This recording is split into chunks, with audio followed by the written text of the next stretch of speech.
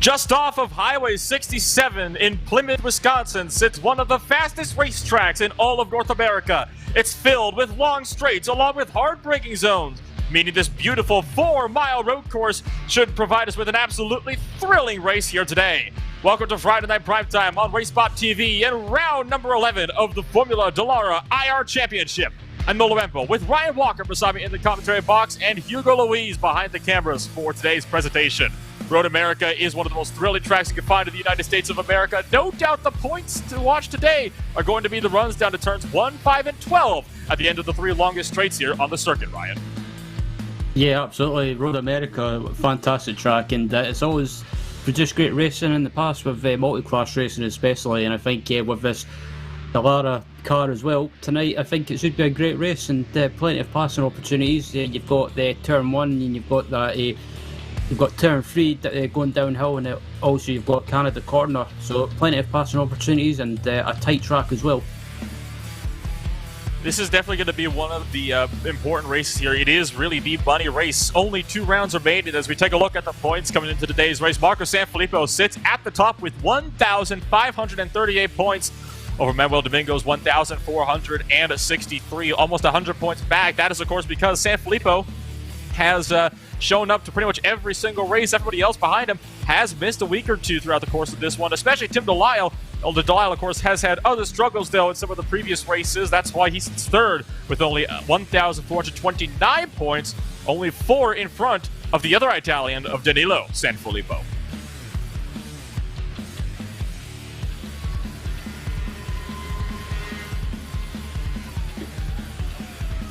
And so we go over to qualifying, and at the moment it is Tommaso Simone sitting on pole position with a 1:35.12. The lap times here are usually about 2 minutes or more. Of course, for these machines, it's a very different story. Only a minute and a half laps being set for the pole time, but already times being set up to 6 seconds back. Only one split in today's race, and that means that we're going to have a full grid of 25 cars getting set to rumble. Just 16 thousandths of a second back from Simone is Tim Dallara. We ride on board with him now through the kink in the run-up to the Canada corner on his second qualifying lap. Yeah, Canada corner is one of those corners that it's one of those corners that it tempts you to make a move, but it can also go horribly wrong if you make a move and it just goes absolutely wrong and you can end up taking someone out. But as Dallara comes round the final corner now, heading up to the line, and it looks to be a decent lap at the moment, currently second in qualifying. And I think that Tim Dallara hopefully can get his season back on track coming towards the end of the season, and maybe actually as he takes the pole position. Dallara kicks it up a notch to pole position, about 11 thousandths of a second up from Tommaso Simone. We're watching points leader Marco Sanfilippo right now, about 7 tenths back from Tim Dallara right now. He's on his second lap, just down that downhill brings on to turn number 5, almost misses that apex. That is one of the most difficult corners on the track, and I would not be surprised if we saw 1 or 2 cars getting taken out there in the opening laps, because it is just so difficult to get that corner right, especially when you're in 900 horsepower rear-wheel drive monsters flying your way downhill at 200 miles an hour. Yep, absolutely. As Marco Sanfilippo, is coming around the carousel. Currently sitting in 3rd place at the moment, heading up to the kink, and then after the kink he's got the rock to Canada corner, and yeah, it looks like he's on a good lap at the moment, so don't be surprised if Sanfilippo takes the pole position. Down into the Canada corner.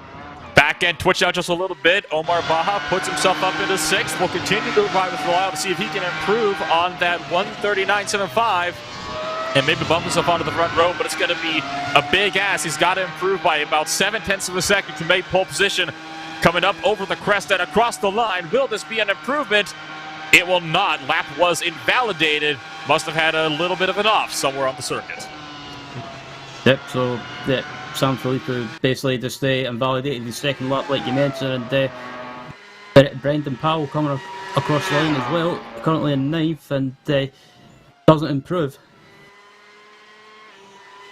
Yes, indeed. So We continue to watch the cars tick their way through. We're now running with Jager Uberslack right now down into turn number 5, or, well, you could call it turn 3, but officially on the corner count, this is turn 5. There's a couple kinks that are marked between turns 1 and 4 that are counted as corners here on the circuit. So we continue to watch that 15 machine dart his way through the circuit. The question is, will he have enough time? He's got 1 minute to finish this lap before the time runs out. Does he have the time he needs to clock in that second lap? His first lap was 1:32.513, and that's enough for 10th at the moment. Yeah, I don't think he's going to have enough time to finish his lap. Just heading through the kink now, and Jacob, it looks like he's on a decent lap, but like I say, he's going to run out of time, I think. He's got about 35 seconds remaining, and I don't know, it'll be close if he can make it or not. If he makes it to the line, then take fair play to him, but he's coming round the final corner, and I think he is going to just make it. He's actually pulls into the pit. That's Marcus Sanfilippo pulled down.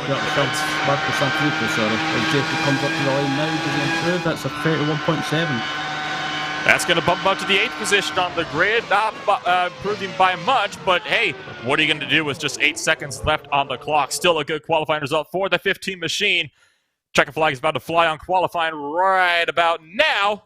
And as the field gets set to grid, let's take a run down through the starting grid for today's race. It's Tim Dallara on the pole with Tomas Savone just 10 thousandths of a second behind on the front row. Marcus Sanfilippo, points leader, sits in 3rd with Manuel Domingo, second place points runner in the 4th position. Greg Olson rounds out the top 5 with Rashard Craig sitting in 6th. Omar Baja is in 7th with Jager Uberslack in 8th.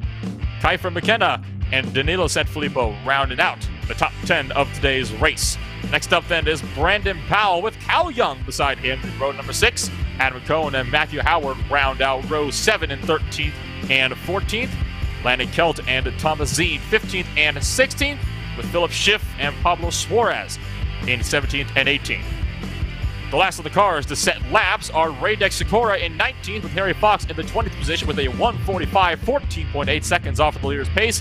Fox has got a bit of work and a bit of pace to gain if he wants to get a top 10 finish here today.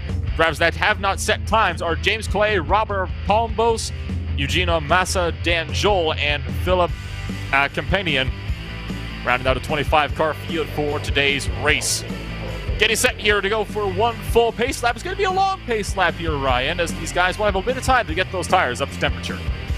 Yeah, it's a long pace lap, so it gives these drivers a chance to just get in the zone, get in that mindset, and just think of a plan for the race. And I think you also get those brakes and tyres warmed up, because cold tyres with this car, from my testing I've done during the week, can be a nightmare. So, and also you've got the pit stop, so some of these drivers, as I've seen in the past this season, some go with the hard tyres or the medium tyres, and some go with the soft tyres to try and be as quick as possible in the first stint, and just try and maybe just gain some track position before the pit stops.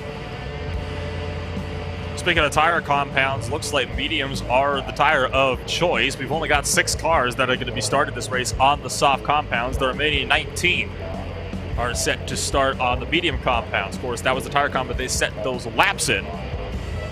So that just goes to show just how powerful those medium tires can be at a track like this. Speaking of which, why don't we go over, as we run aboard with the pace car, why don't we take a good old look at the track information as well here, and some of the weather. It's right now sitting about 74 degrees Fahrenheit in the air, so it's a bit of a nice cool day. 79 degrees down there on the track. We've got about 57% of humidity in the air. Bit of overcast weather, meaning the temperature is cooling, 26 degrees Celsius, and we've got about 6 kilometers, 4 miles an hour of winds blowing to the southwest. So these guys are going to have a bit of wind that they're going to have to contend with here in this one. Yeah, absolutely, and the wind as well, especially in some of the high-speed corners around this track, can be a bit of a problem, and it can cause nightmares as well. So you've got to be very careful. And I think get some of these guys up at the front as well. I don't think they'll have that many problems with it, but yeah, you never know. It's Road America, anything can happen, and Road America, as well as we've saw in real life of the IndyCar series, can cause a bit of havoc. Yeah, the wind certainly can wreak some havoc on these cars. I mean, they are certainly not the heaviest machines in the world. They got 900 horsepower underneath being sent to the rear wheels. When you have those wheels spinning up, all the way into some of those really, really fast kinks with the winds playing into effect. It is going to be quite interesting. Relatively cool track temperatures as well here today. That means the track is going to be nice and quick as well. Could be a bit slick, though, in the starting runs of this race as well, though, until these guys heat the track a bit more with their own tires as they fly on over. Tell you what, it's still a beautiful circuit, though. It sits kind of in the hills of Wisconsin, just along Route 67, or Highway 67, excuse me, and it's such a fantastic track. You're taking a ride aboard with these guys now. As you can just see, it is such a beautiful track. It's got a lot of really fast straights into hard braking zones. That's the best part about this track, in my opinion. It's an overtaking palace here. You really need, especially these cars, a long straight into a hard braking zone. These guys have got quite a few of them here. Yeah, and that's the thing with Road America as well. It's one of those tracks I could just lap around all day because it's got kind of a mixture of things. You've got high-speed corners, medium-speed corners, slow-speed corners. It's you've got some fast corners like the kink, for example, where you can go flat out. But sometimes if you can go there flat out. But if you run too wide on the exit and catch too much curve, you're basically a passenger, and you're going to be launched into the wall most of the time. The left sides are going to take a big beating here today, as you got the first two corners are both hard braking zones into sweeping left-handers. You got the Canada corner, which is a left-hand turn. The final corner, which is another hard braking zone, is left-handed. Then, of course, you have the kink and the carousel, which are also very fast and sweeping corners where you will be turning to the right. So the left side tires are going to be taking some massive beating on these some massive beatings here before that first pit stop. We'll have to see how that plays into a factor and if these guys will be able to keep those cars under control all the way up to about that halfway point where we can expect to be seeing the pit stops come into play. As we come on up to the final corner here, Ryan, though, we're getting set to go racing. So your final thoughts here as Tim Dallara continues to lead the field behind that Porsche base car before we go green. I think we should be in for a close race, especially with Tim Dallara, Thomas Simon and Marco Sanfilippo, and if Greg Olsen can get a good start as well, he could be in the mix as they're just coming round the final couple of corners. And I think slipstream as well, especially as soon as the pace car comes in, I think it's going to be a major factor. So I think it's going to be close, and boy, I'm looking forward to it. Tim Dallara leads the field through that final corner, turn 15. The pace car is going to pull off to pit road right about now. We're set to go racing here in Wisconsin in the United States of America for the final time this season before we head on down to Brazil for the season finale. Dallara holds the field. Now the green flag drops. We are off and away here at Old Car Link at Road America. Round number 11 is underway. It's going to be a big jump there for Dallara. Side by side for second, though, as we fly on up to turn number 1. Will everyone make it through cleanly? Sanfilippo pulls out on top, and he's going to take over that second position. Meanwhile, big crash behind them. 5-6 cars around, and they're all off and into the gravel. Yeah, I had a feeling that something like that was going to happen, and one of the cars that was involved was Daniele Sanfilippo and James Clay as well. So yeah, they've not even made it through turn 1, and it's all kicked off. This all started with Landon Kelt, the chaos that happened there, and he's taken a massive excursion through the grass well in turn 2, cleaned out a lot of drivers. We got more problems in turn 5, so it looks like we're going to have about 10 to 12 cars collected before we even complete the first 5 corners. Meanwhile, up front, it's about a 4-car breakaway now for those top positions. Rashad Craig is trying to fend off Greg Olsen behind. He's overtaking him for 5th in the midst of all the carnage. Yeah, and Greg Olsen, basically, he didn't get the start that he wanted, but yeah, that mayhem towards or further back in the field is just absolutely chaotic into turn 1, and it's just it's always bound to happen with such a close field and tight field as well.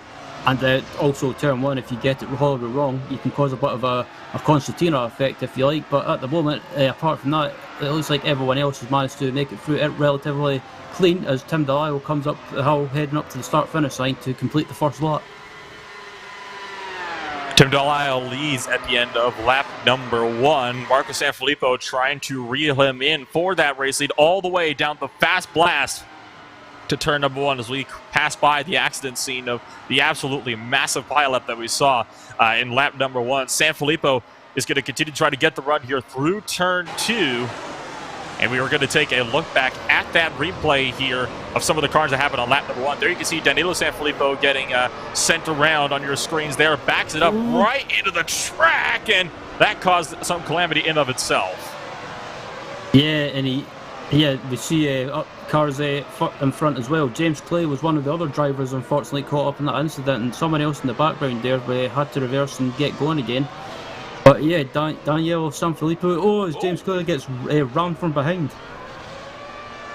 And that is actually exactly how the start of this happened as well. It all started with Landon Kell kind of overshot turn one, slammed into the backside, and made them do a four-wheel hop into the driver that was to their outside because they were 3 wide in turn one. We're going to go back to live pictures and look on up to Tim Delisle, who's continuing to lead. Behind him, Tomas Simone has started to close for that second position on Marco Sanfilippo. Let's ride on board with Simone here as he tries to make a spot here for that second position. Yeah, Thomas Simone is one of those drivers that I recognise from racing in other series, and he's a really quick driver. Oh, Sanfilippo makes a mistake. Points leader is off and into the barriers. He's got the points that he can't afford this mistake, and he's going to come back on, and I believe that's going to send him all the way down to 8th place. He might drop back more, though. He's going to be under fire from Brandon Powell for sure. He's going to have a massive head of steam with that draft. Not at all what Sanfilippo wanted to have happen for him today. So a mistake from Marco Sanfilippo sends him into the tire barriers on lap number 2. The mistake just clipped the grass on the exit of the final turn. Let's ride on board Sanfilippo. And you're going to watch here, Ryan, as he's just going to barely nick the outside grass, and that's all it's going to take. Yeah, he just got in the power too early and ran wide, and they clipped that outside grass, and it just spun him around and nuzzed the wall. But that's not it's not a mistake that you want, especially when you're doing well in the championship. But he's still inside the top 10, but I think he might have some. Yeah, he's got some slight rear wing damage. That might be affecting the suspension as well. Got to remember as well that these cars are very... looks like we have another issue here. Dan Joel, we're looking at him. Oh my goodness! Massive rollover for Dan Joel. I think that was in the run down to turn 3. He was still cartwheeling for a long ways into the sand trap there. What in the world has happened there? I saw him, went to the replay. He was off course. I think he might have just had it off by himself in the downhill section there. Yeah, Omar Baja still going as well, and yeah, that was so unfortunate for Marco Sanfilippo because he was doing well, but it's just the nature of this track. If you push too hard, and you'll make a mistake most of the time, and we just saw proof of that. Matthew Howard has just handed off behind me. You see him just at the top left of the screens there in the 17 machine. It looks like that has been a spin all by his lonesome as well. So just massive misfortune for a lot of the drivers up and down throughout the grid here today. We continue to watch this battle further up for position here as Kiefer McKenna is trying to run down Omar Baja for that 6th position. Baja, meanwhile, is trying to pick up a top 5 on Rashad Craig, who is still keeping Paul Olsen nice and close. You know, all 4 of these guys have been running fairly clean for the most part all day long. And at the moment, this is one of the closest battles we got on the circuit. Yeah, and it looks like, sorry to dive away from this battle, but it looks like Thomas Simone might have had issues because he was in 2nd at one point, but it seems he might have had some technical issues and he's fallen back. Meanwhile, Tomas Simone in the number 3 car has just handed off himself. He was running in the 2nd position, and he's now going to be dropped all the way, I hate to say it, back to 9th position on the grid. So it seems like 2nd place is just a cursed position for today. We'll take a look back at this one. Has just overshot the corner. Yes, he has on the exit. Oh, actually got a bit of a tank sliver on the exit there. Spun the wheels up too early, slid it off into the not quite into the barriers. Managed to keep it out of there nicely, but good grief, that was just all sorts of carnage. Yeah, absolutely was, and it's been a bit of a chaotic first couple of laps, but it seems, apart from that, it's the field started spreading out a little bit as Kiefer McKenna runs wide slightly and in 5th place, but still going well and doing well.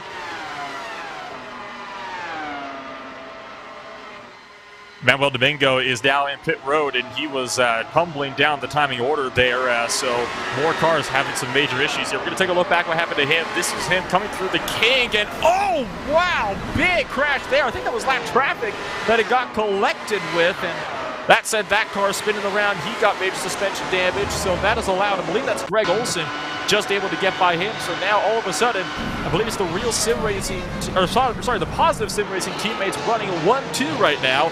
And Domingo, that's a big incident there, Ryan, and that's one of the casualties of that kink. It's so one line that if you got a slow car in the racing line, you're going to slam right into the back of them on the way through.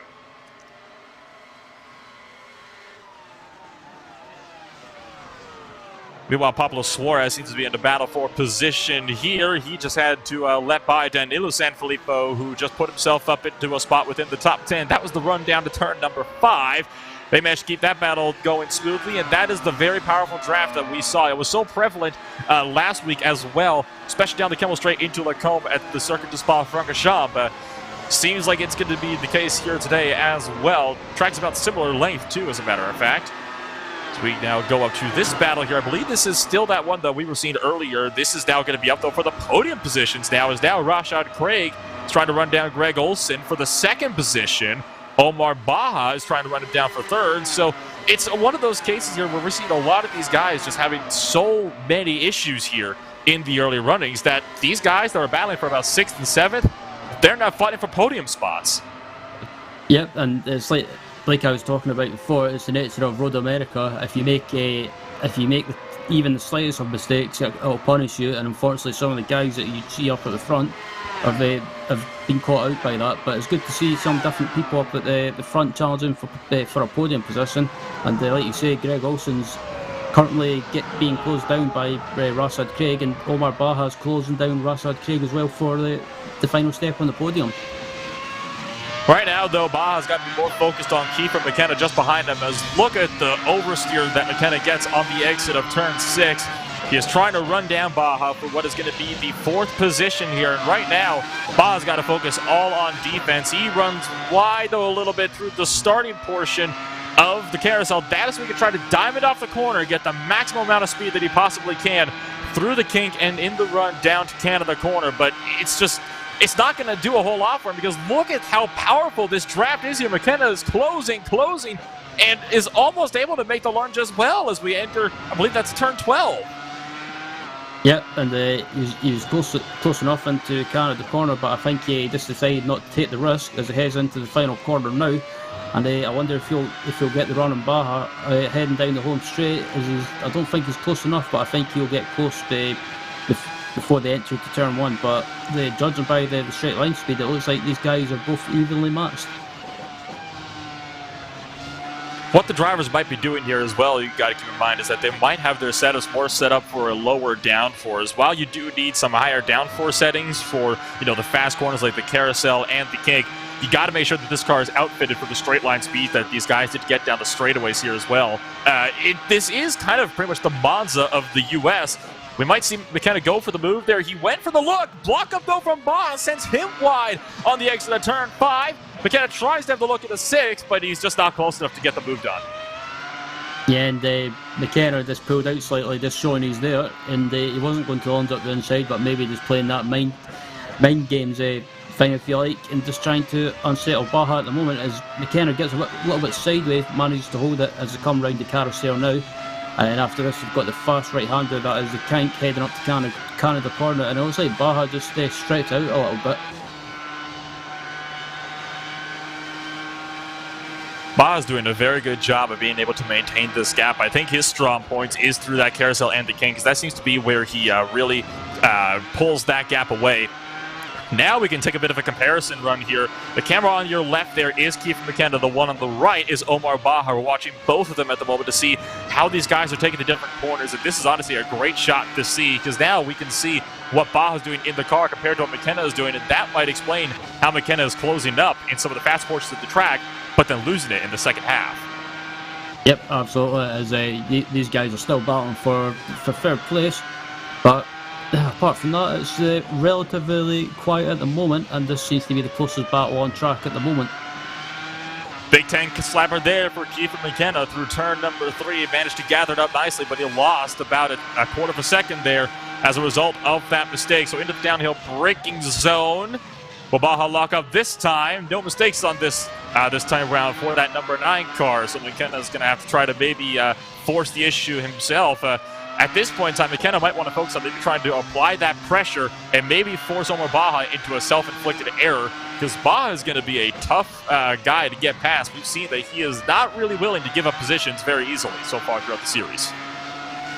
Yeah, that is absolutely true, and Baja's on his day is really quick, and at the moment he's doing a good job at the moment in 4th, but McKenna is just keeping him in sight and just but On the other hand, he just can't get close enough, and I think his best opportunity is if he can get a good exit in the final corner and try and get a run on the home straight, as McKenna closes right up under braking, and Baja as well. I think I don't know. I think Baja might be just running like slightly slower, lower downforce, I should say. I'll try and get my words right. I honestly think that what the issue is right now for McKenna is turn 11, and that is the kink, and along with turn 10 being the carousel just a short ways back. And I think the reason why is because Baja keeps on taking the wider arc on the entry, so that way he can kind of diamond it off when the apex comes along very late in the corner. McKenna isn't doing that. He's trying to keep it really nice and tight. The problem is that McKenna also can't follow Baja in his draft there because the dirty air could send McKenna pushed way wide and off and into the gravel. And if you go into the gravel at that corner, you're almost certainly going to be hitting the barrier as well. So he's just not able to get close enough. And it is turn 10 right now that is doing all the damage for that number 7 car. Yep, absolutely. And I think it seems to be McKenna closes right up, and every time he closes right up, it seems to be Baja just gets that better exit and just manages to pull away a little bit. So it's a bit of a swings and roundabouts battle, if you like, because again McKenna gets sideways heading down to the carousel and just loses a little bit of touch. Well, right there, you saw it as well as we went for the overhead shot there. Kiefer McKenna had to back off massively through turn 10 in order to avoid running really wide in order so he could still come down, clip the apex.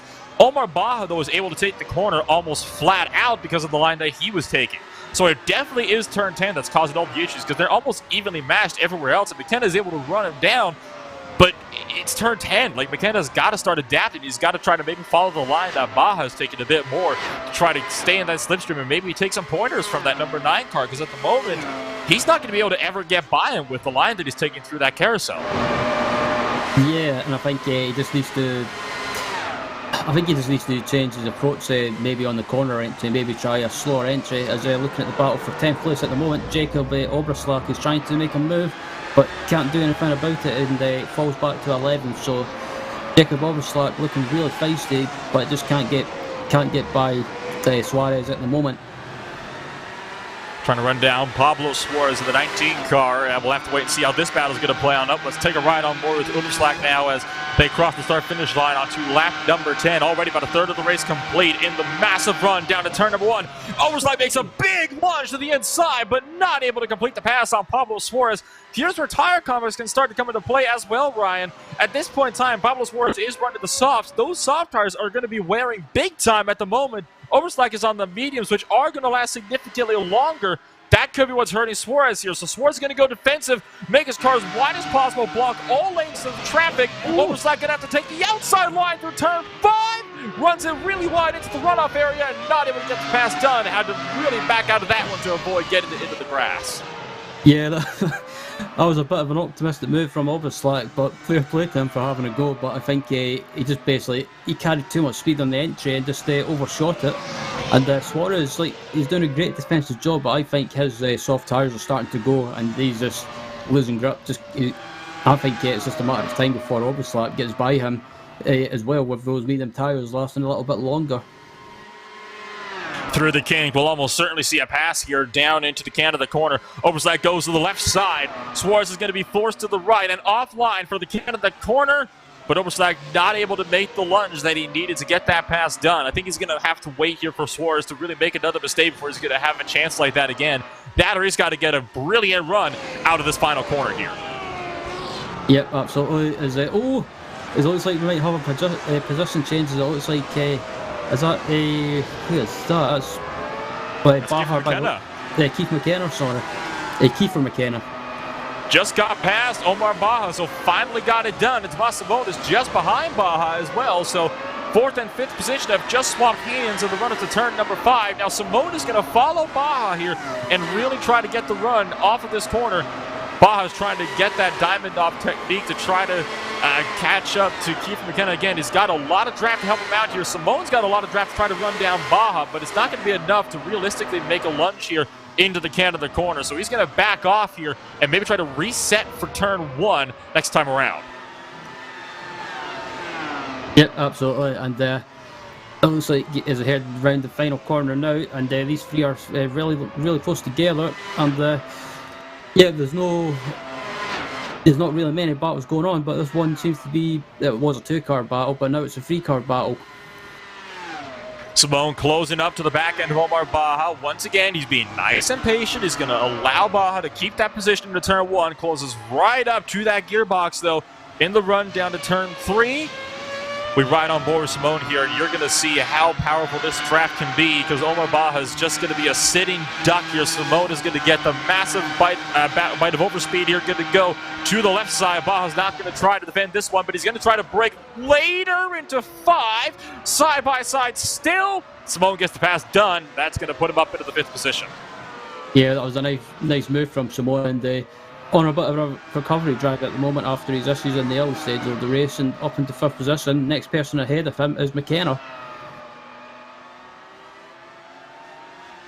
While this was all going on, Jager Oberslag did make that pass for the 10th position. We'll take a look at that now. This is down to the turn 1 last time by, just sweeps by around the outside line, and that is the medium tires going to work there with that performance advantage over the now very worn soft. So very easy pass there for Oberslag to pick up a position within the top 10.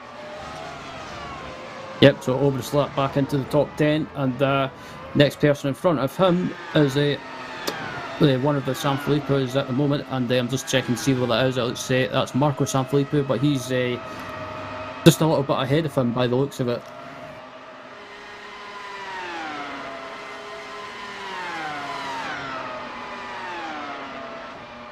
The battles are starting to kind of split up as we kind of look out throughout the field. This is right now the closest one we got on the circuit. Simone is still on his recovery drive here, now trying to run down Kiefer McKenna. This will be the battle for 4th here in a little bit.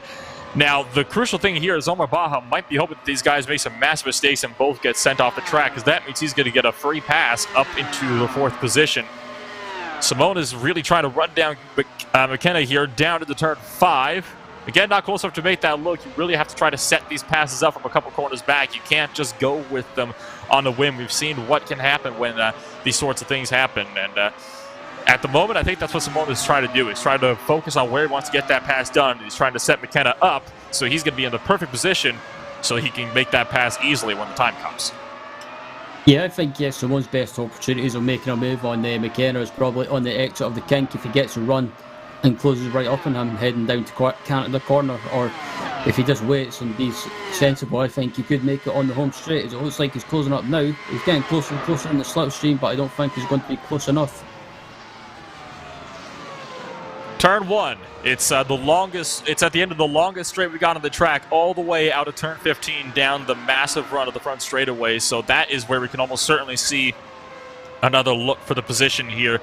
At the moment, McKenna does not have any drafting help from Rashad Craig up in the 3rd position. And that means there's going to be nothing that McKenna can really do here as Simone starts to run him down all the way down the front straightaway. But again, Simone is being patient. And you know what I think he's trying to do here? He's trying to make sure McKenna can't pass him back into turn 5. He's probably going to make that lunge here into turn number 5, because he realizes if he passed McKenna here, McKenna could easily get the draft back and retake the position down this very, very long straightaway here. Yeah, absolutely, and I think he's getting closer to McKenna as they head down to turn 5. He's going to go for the move. He peeks out, but he decides not to make the move. Little peek here, little peek there. Sooner or later, one of them is going to scare McKenna into a mistake, assuming Simone doesn't go off himself, as he just massively missed the apex of turn 6.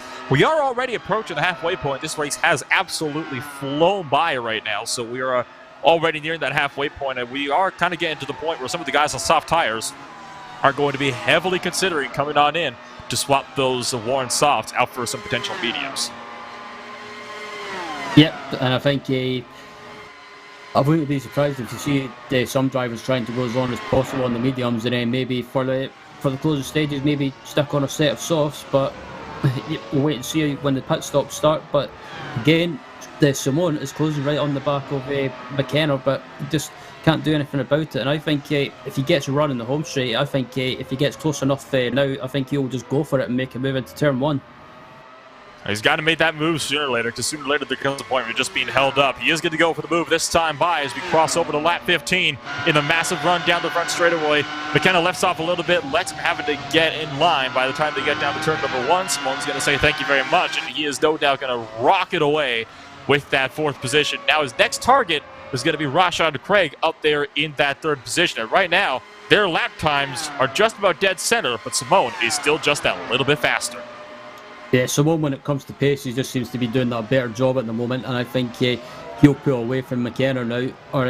But looking at McKenna, he's sticking with Simone, so you never know. Maybe McKenna might try and stay in that slipstream of Simone and maybe just try and not work together, but just be sensible and close up to the back of Rashad Craig for that final podium position. Rashad Craig is another one of those drivers who we have seen kind of in the past not really elect to make way for some of the guys, shall we say. He likes to fend off those positions, and this is probably just about the highest he's been all season without being affected by a pit stop window. So Rashad Craig, no doubt, is going to be wanting to keep that 2nd position, and I would not blame him for wanting to do so. Eugenio Massa just went a lap down this past time by as Tim Delisle has officially caught some of the lap traffic. So the 22 car now down 1 lap, only 12 cars running in the race so far out of the 24 that started this race, as the 25th starter did not make the starting call. And Simone's definitely pulling away from McKenna now, and just looking at in front of him at Rashad Craig, it looks like Simone is closing that gap as Omar Baja is the first of the drivers to pit. Baja comes down pit road and right on schedule, just at the halfway point for the number 9 machine. It's going to pass by Philip Schiff, who's still sitting in pit road from the massive wreck he suffered in the opening laps. Oh, almost clips the wall there. Got a bit closer. Now he's parked at an angle. I think he's trying to angle himself so he can rock it out quicker. Right behind him, you see Brandon Powell coming down into the lane as well, getting a fresh set of tires on. So Baja's going to keep it on the mediums, and it looks like Brandon Powell is also going to be keeping it on a fresh set of softs as well. So softs for Brandon Powell, mediums for Omar Baja. Also in is Danilo Sanfilippo. He's also taking a fresh set of mediums. Yep, and like we've seen it earlier races this season, I think, don't be surprised if you see the likes of Tim Delisle and Greg Olson going as long as possible. And maybe even both positive sim racing drivers. Actually, as I say that, Tim Delisle dives into the pits. Race leader Tim Delisle now in pit road. We'll have to see if his positive sim racing teammate Greg Olson will follow. In fact, he does. So both positive sim racing drivers, Tim Delisle and Greg Olson, are going to be coming down to pit road together here. They're going to both be making for the same stop. Manuel Domingo, I believe that we just saw flying up. Excuse me, no, that was Rashad Craig that we saw flying up. Tomas Simone and Keith McKenna are also down to pit road at the same time. So about the top 5 are all down to pit road at the same time here. Yep, and I'm not really surprised that they're both positive sim racing drivers pitted at the same time, because I'm guessing that they've done testing during the week and they worked on a strategy and decided that both of them pitting at the same time is probably the best thing to do, as everyone else falls into the pits as well. And it looks like Thomas Simone as well. Thomas Simone is in the pits as well. Now all these drivers are going to exit pit road. Rashad Craig leaves pit road well ahead of Keith McKenna. Tomas Simone has lost a couple spots though. He has actually lost a spot here to Keith McKenna, so he's going to have to remake that spot up all over again. Marcus Sanfilippo is in pit road as well, your points leader coming into the second to last race. Still a couple of guys we're waiting to come on down to pit. Going to look at my screens here just to see who we're expected to come on down. I believe we've got Uberslackers in right now, and I believe Eugenio Massa is yet to come on down as well. Of course, Massa is 1 lap down. Everybody else has already come in and made the stops that we were expecting them to do kind of around this point in the race. Yep, and I don't.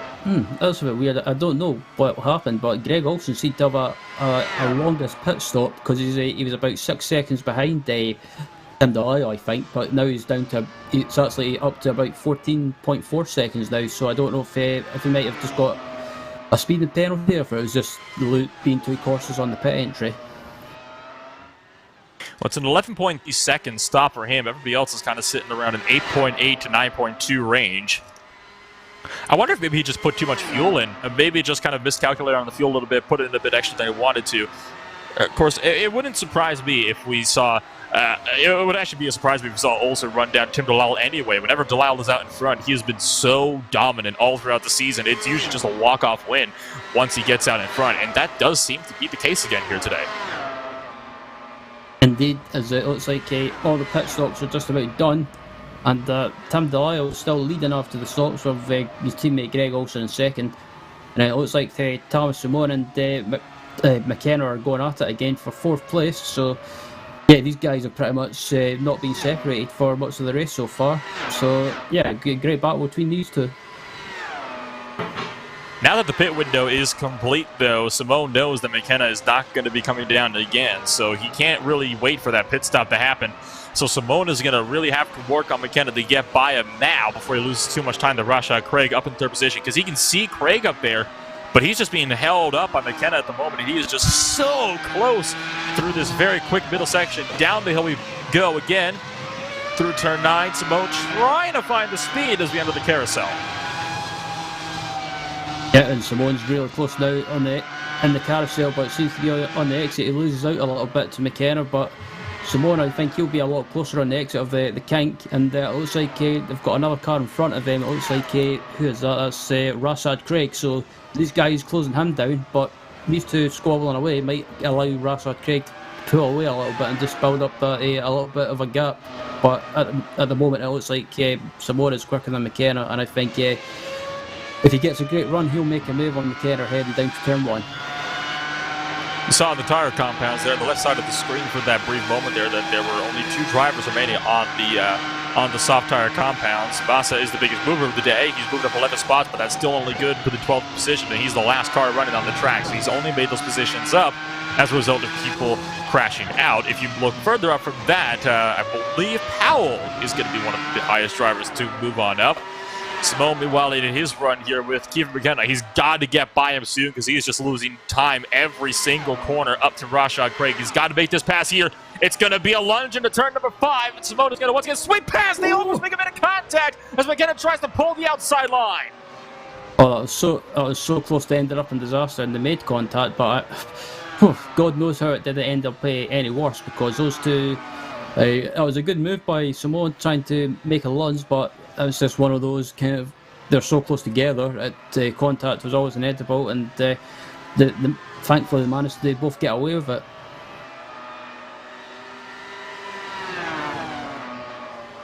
So now what will Simone do with Kiefer McKenna here? Because he knows he still has to find a way through, but now McKenna's made it even clearer. He is not just going to move aside and let Simone have it.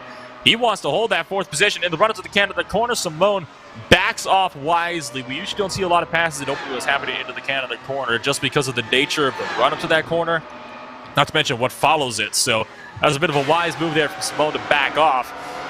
We're going to take a little bit of a look at the replay here as you still see the live battle at the bottom right. There we'll see the little bit of contact they made on the exit 5. Yeah, and they both got away with it, and Simone's making a move into turn 1. Can he get the move done? McKenna's trying to hold it on the outside, and he actually holds it on the outside and gets that momentum. And heading down to turn 3, can Simone get up the inside? And no, he can't make a move up the inside, and credit to McKenna, he managed to hold it on the outside. Now look at McKenna weaving left and right, trying to break the draft here. Now Simone's going to go back to the left side of the racetrack. Almost gets into the grass, kicking up a bit of dust there on the left side of the racetrack. McKenna's not going to be able to defend this one, and so Simone finally gets back through on Kiefer McKenna. And this battle looks like it might not be quite situated, though, because if McKenna can keep with him here through the carousel and the kink, he might try to come back at him into Canada.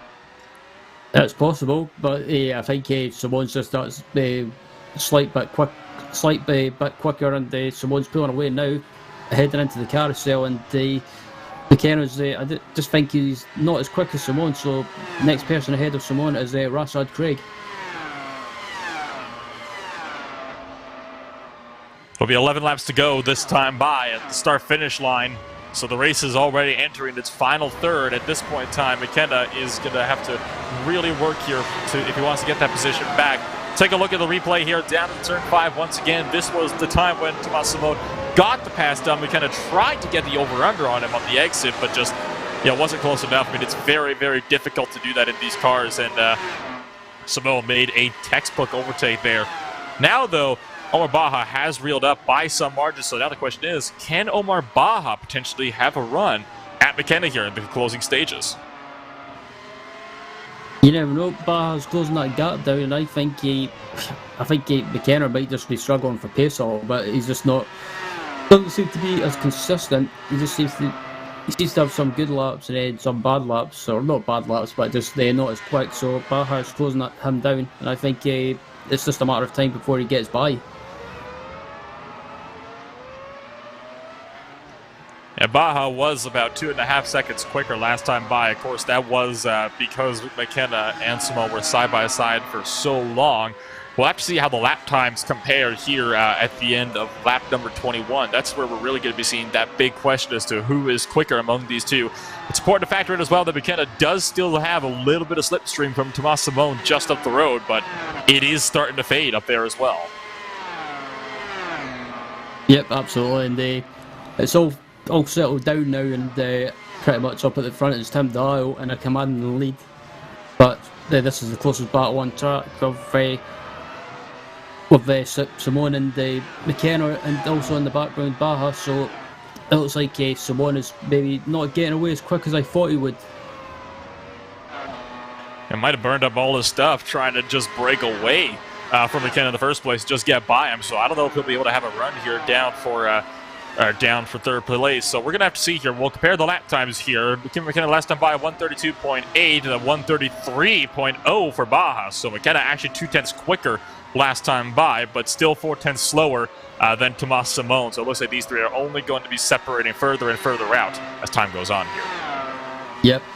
And as we've got just under 10 laps remaining in this race, and it actually went by really quickly, and it's been, I was expecting it to be much more mayhem, if you like, but it all seems to have settled down after that mayhem in turn 1. And yeah, I think it's been not a bad race, to be honest. Certainly has not been a bad run at all. Well, we'll take a bit of some time off here. We'll let you listen to the beautiful V10 thunder of these machines. Let's take a ride on board here with Kiefer McKenna as he tries to run down Tomas Simone for some RaceSpotTV fan immersion.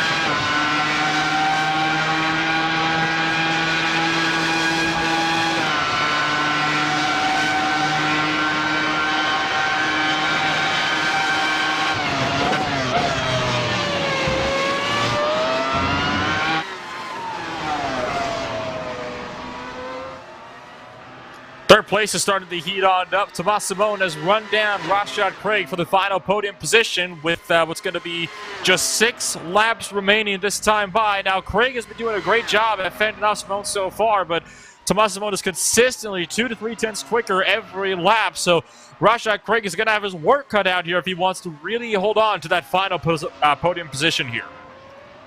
Yep, absolutely. Thomas Simone has just been absolutely on it every lap, and he's managed to close that gap down to Rashad Craig at the moment.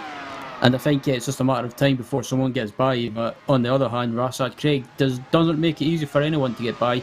And I think Simone's got a bit of a hard task in his hand.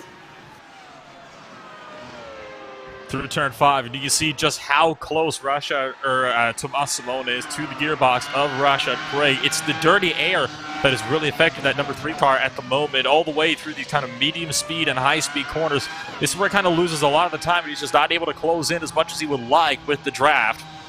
We're right on board with Simone here. You can already see that Rashad Craig is pulling a little bit through these very fast corners, but he's going to start to close right on in the runs here.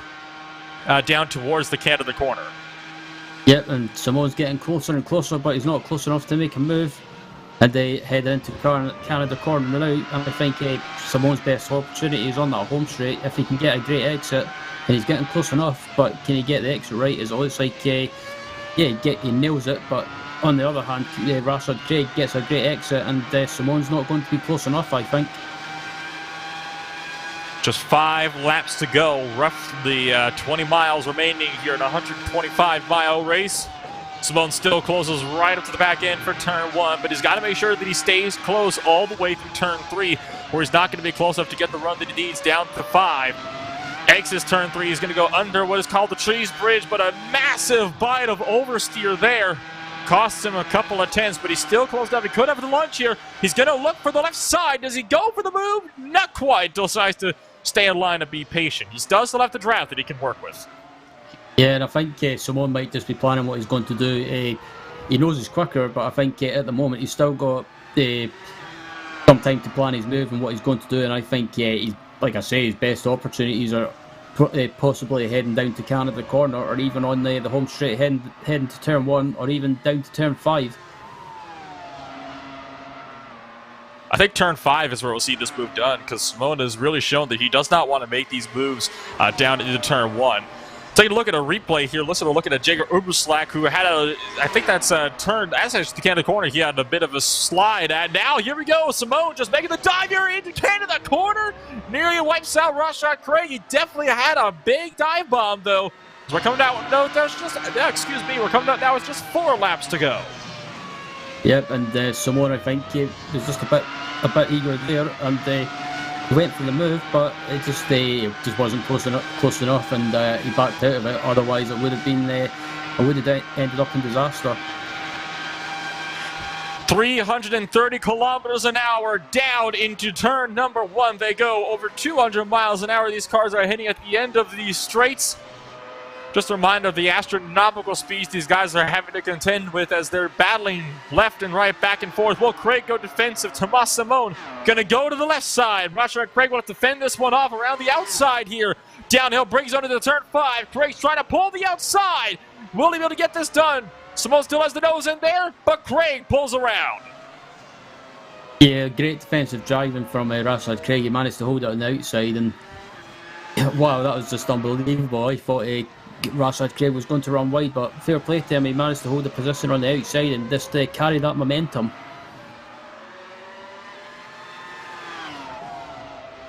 Now through the carousel, and Simone is closer through here than he has been the past several laps. He is nice and close here. Do you reckon here he could have that potential dive here as we go through the kink up towards Canada? Yeah, he heads up seconds. I lost track of where it was now. As I head up to Canada corner now, and on the exit to of Canada corner, and fantastic battle between these guys for the final podium position. And Thomas Simone is setting up that run on the exit of the final corner, I think. But Rashad Craig again gets a great run, and there's a great battle between these two. And it looks like Simone's getting closer and closer. But I think the move is going to come at turn 5. Yeah, not close enough into turn 1. Again, Simone knows this because he knows that if he makes the pass here, it is very easy for Craig to get the run on him off of turn 3 in the run down to turn 5. We'll have to wait and see here. Simone is really close here. He's definitely going to have this position again. Just 3 laps to go. Flying about halfway down the straightaway. Now Simone looks to the left side again. This time he's the one to break later than Rashad Craig, who can't get the move on the outside. Simone slides across his nose. A little bit of contact might have been made, but it looks like Simone has finally broken through into the podium. Yeah, great move by Simone. He managed to get the move done, and I had a feeling that it was going to happen at turn 5 on this lap, just because he was looking very eager to get by as quickly as possible, and he got the move done. But I don't think Rashad Craig is going to let Simone get away that easy. I don't know. I'm not sure if Rashad Craig is going to have anything for him, because look at the gap that's already been built up by Tomas Simone. I mean, I don't think Craig's going to have anything for him. Taking another look at that pass down into the can of the corner. Around the outside he goes, and boy, Craig had to really check up there to avoid running over Simone. Yeah, absolutely, and it looks like they're coming up to a back marker as well, which could play a factor. But I think Simone's pretty much got... Oh, is a back marker there? And it looks like Simone's trying to use a slipstream to try and get away from Rashad Craig. And Simone pulling away, and he's done a great job considering he had issues in the early stages of the race.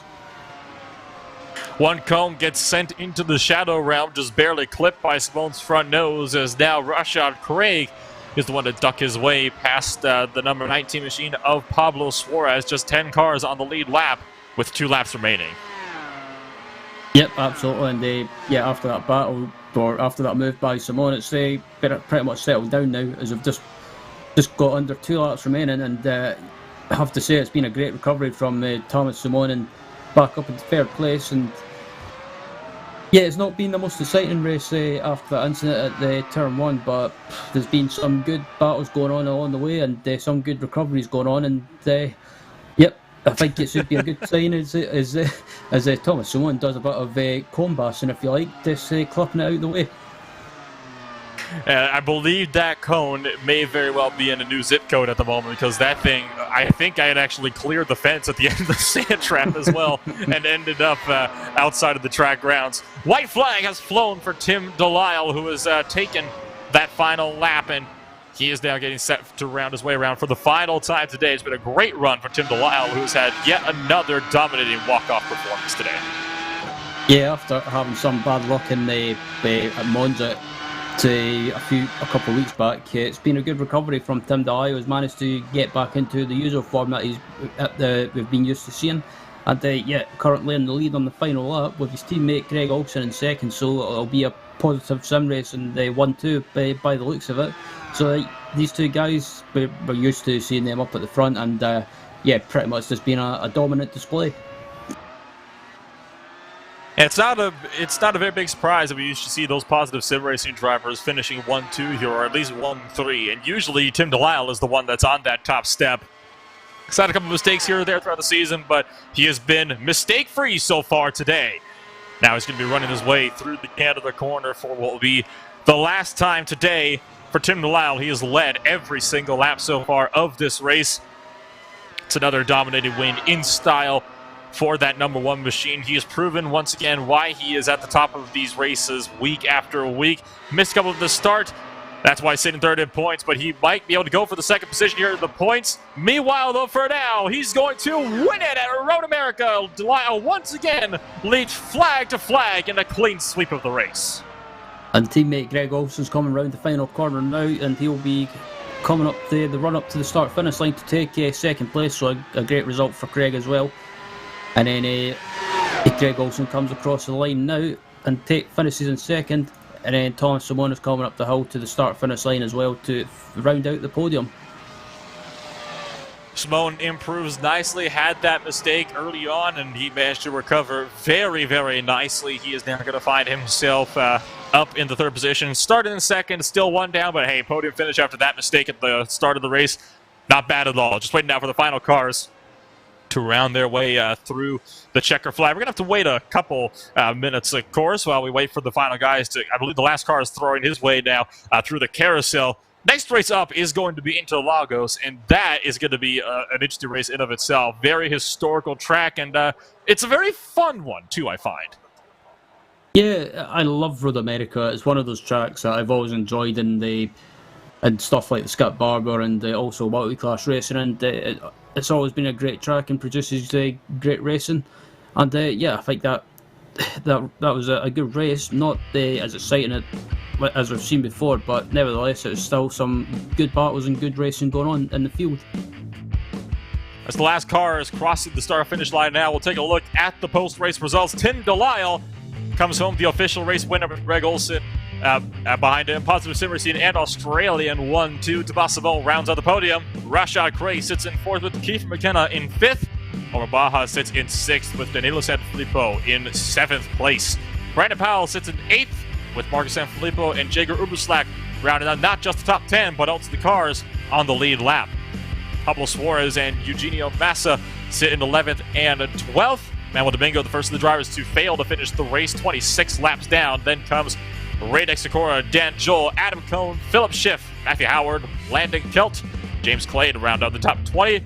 Tomas Zine, Robert Pombos, Cal Young, Harry Fox, and Philip Campaignan rounding out a 25-car field. Of course, Campaignan not shown on the results sheet, failed to make the starting call for today's race. Do have one driver that is going to come on by and give us a quick chat, so we'll pull him on up here. We'll bring Tim Delisle down from Victory Lane into the commentary box. Tim, another incredibly dominant performance by you and the rest of the Positive Sim Racing crew today. How are you feeling? Really good. I needed that. Yeah, I needed that. It was a very impressive win for you today. Led pretty much every single lap from the drop of the green flag. Of course, no doubt you saw the carnage that was taking place in your mirrors behind you, as we saw about 7 to 8 cars taking out just that first lap alone. So the start's chaotic as ever. What were your thoughts, though, as you were kind of watching all the carnage unfold behind you while you were just able to just walk away? Well, the first thing was when we got into the session, the track was significantly colder than anything I've seen all week, like 10 degrees colder and clean, which makes it about as fast as it can possibly be. So I guess like I knew the track would grip up significantly sort of after the first couple of laps, but also that the tyres would get extra cold on the warm-up lap. That's why I was doing a little bit of weaving. Tomas, you know, we both gave each other room to try to warm up the tyres a bit. And yeah, that meant that, I don't know if it helped or not, but yeah, I was kind of tiptoeing around the first bit, and yeah, just one by one, people were dropping off behind me, which after the few weeks I've had, like, it sucks for them. It's very unfortunate, but I'd take anything, you know, just to give me a bit of breathing room at the front. So yeah, once I saw that, you know, like Marco Manuel, I think Manuel might have been taken out by back marker actually, which really sucks. But then Tomas had a bit of an off, and then I had like a 6-7 second gap to Greg. I was able to just really relax and, you know, still push, but not do anything crazy. Just you know, run those consistent laps and take it to the flag without having to stress about pit entries or, you know, anything that I've stuffed up on my own the last few weeks. The season finale is coming on up next week, and that will be at the Autodromo Jose Carlos Pace, also known as Interlagos, for the final race of the season. What are your thoughts going into that one? Can we expect another walk-off performance from you going into that one? I've got my doubts. Tomas, even though he had that little mistake today, he was super quick. You know, we matched each other in qualifying, and then in the race he was... when he was in clear air, he was consistently a couple of tenths up on me. So, yeah, if he's up there again, it'll be tough. But Interlagos is one of my better tracks. I'm interested to see how it handles in this car, though. We are getting the changes for next season, but at the moment, it is so tricky. Once you're below 5th gear or 4th gear, the car's just really hard, and so that whole infield section at Interlagos, I don't know how it's going to be. yeah, we'll have to see. But I think even Road America this week, the conditions and just the nature of the tyres and lack of mechanical grip at the moment, I think scared a lot of people off from the slow corners here, which, it's quite disappointing we didn't even split today. But yeah, I'm expecting a bit more of the same for Interlagos next week. But we'll see how it goes, and really looking forward to seeing the changes they're making to the car to hopefully boost that participation going forward. And before we let you go here today, anybody else that you'd like to shout out for us today? Stage is yours. Yeah, positive sim racing. Awesome result for us today, 1-2. Greg and I both just wanted to really keep it clean today, and we sort of avoided the carnage, and got the 1-2. So that was awesome. You guys for the coverage. My wonderful girlfriend Amy, who will be listening to this as we speak, because she has to put up with me whenever things don't go my way, and that's happened a lot lately. So yeah, she's had to tough it out. And also to my friend Cameron, he's the most talented graphic designer I've ever seen, and he's in the middle of designing a helmet for me, which I'll hopefully be able to reveal next season, and I'm really looking forward to that. So yeah, thanks. And thank you, Mr. Tim Dallara, for taking the time to come on over and join us here today. Congratulations on another dominant victory. We'll see you next week. Thanks, guys. See ya. That was your race winner, Tim Dallara, for a Positive Sim Racing 1-2. Next race of the season finale is going to be at Interlagos on March the 5th. That is bound to be an incredibly entertaining race indeed. Well, Ryan, as we get ready to close on off here, what are your final thoughts here as we overlook the track where we'll be racing at in just a week's time? Yeah, it was a decent race today, but I think Interlagos will be a good one to round out the season, and I think with the track being technical and having some twisty sections and tight sections, I think it should be a great race, and it's a good way to round out the season. And with that, I do believe that is just about all the time that we're going to have for one day. So it is going to be time for us to step away once again and come to close another iteration of the Dallara Formula IR Series. I've been Ola Rempel, bringing you all the coverage from start to finish with Ryan Walker beside me in the commentary box, and Hugo Louise doing a fantastic job downstairs in the producer's chair. We thank every one of you for taking the time to join us here today for another presentation of Friday Night Primetime on RaceSpotTV. We'll see you all for the season finale next week.